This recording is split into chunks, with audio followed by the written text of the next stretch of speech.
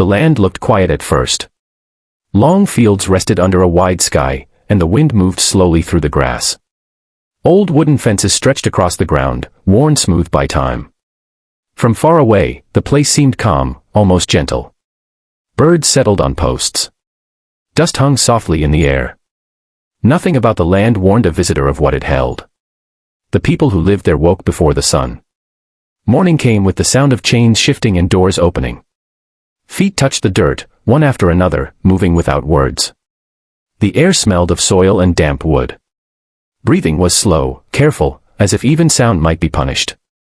This place was called a farm. On paper, it was listed as land for work and growth. In truth, it was something else. It was a place where human lives were counted like tools. Strength was measured. Bodies were judged. Futures were decided without consent. The women were watched closely. Their days were not their own. Every movement was noted. Every change in their bodies was discussed in low voices by men who never asked their names. Their value was spoken of in numbers, not in years or memories. The men worked nearby, cutting, lifting, digging. They pretended not to see the fear in the women's eyes, not because they did not care, but because caring too openly brought pain.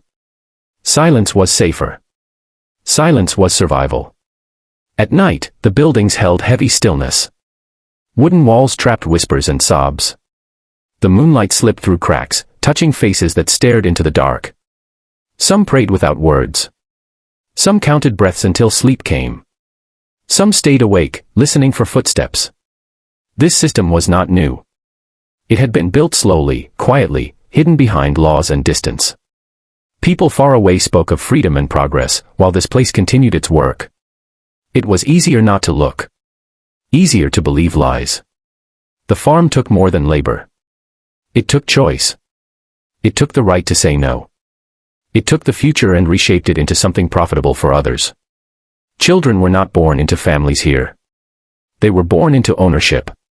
Yet even in this place, something small lived on. It lived in shared glances. In hands brushing for comfort. In stories remembered from older generations. Hope was dangerous, but it did not disappear. One woman often stood near the fence at dusk. She looked at the road beyond the fields. She did not know where it led, but she imagined it led away. Her breathing slowed when she looked there. For a moment, the weight on her chest felt lighter. The farm did not notice such moments. It could not measure them. It could not stop them. And though the land seemed still, something beneath it was beginning to shift. Life on the farm followed strict patterns. Bells marked the hours. Orders came sharp and short. Every day looked like the one before it. This sameness was meant to break the spirit. When days blend together, hope grows tired. The women were gathered often and examined like livestock. The language used was cold and distant. There was no anger in it, only routine. That made it worse. Cruelty delivered calmly left no space to argue. The problem was not only the control of bodies. It was the slow erasing of self. Names were rarely spoken.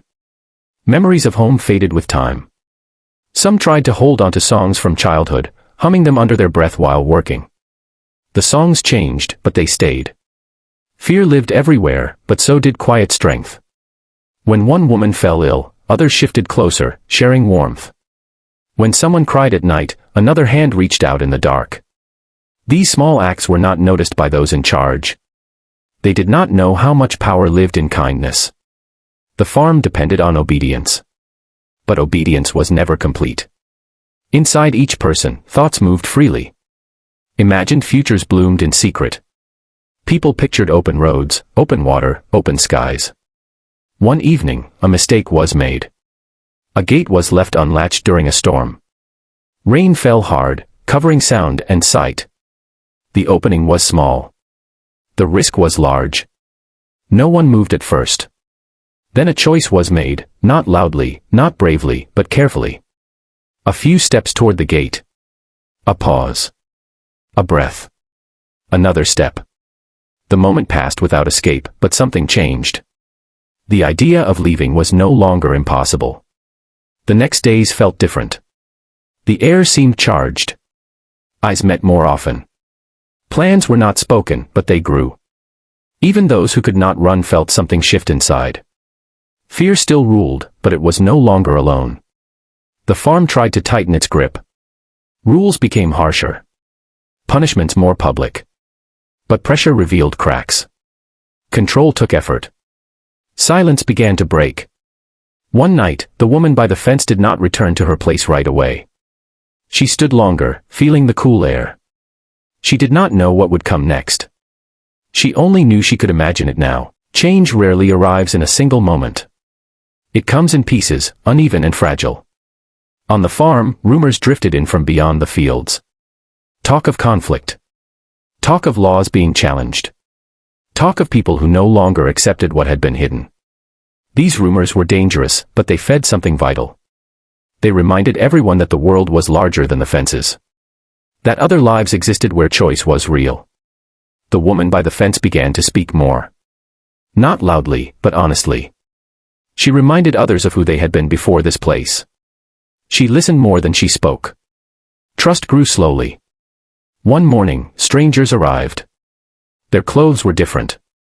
Their eyes looked directly at the people on the farm, not through them. Papers were read aloud. Voices shook, not with anger, but with certainty. The owners argued.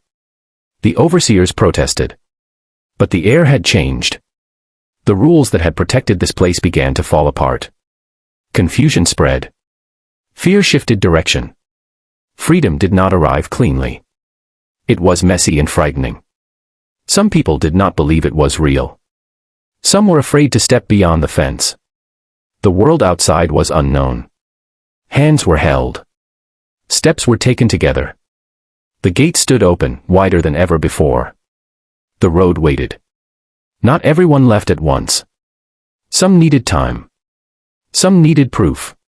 But the farm was no longer what it had been. Its power was broken. The woman walked beyond the fence at last. Her legs trembled. Her breath came fast. The sky looked bigger than she remembered. She felt both loss and relief. Behind her, the fields stayed quiet. They would grow over. The land would forget. But the people would remember. Life after the farm was not easy. Freedom carried weight. Decisions had to be made without guidance. Pain did not disappear. Memories followed closely. But there was also learning. Names were spoken again. Families were formed by choice. Work was still hard, but it had meaning. Days belonged to the people living them. The woman learned to rest. She learned to speak without fear. She learned that silence could be chosen, not forced. The story of the farm did not vanish. It was shared carefully, truthfully. Not to reopen wounds, but to prevent forgetting. Darkness thrives in silence. Light requires memory. Years passed. The road beyond the fields became just one road among many. But its meaning stayed strong. It was the first step.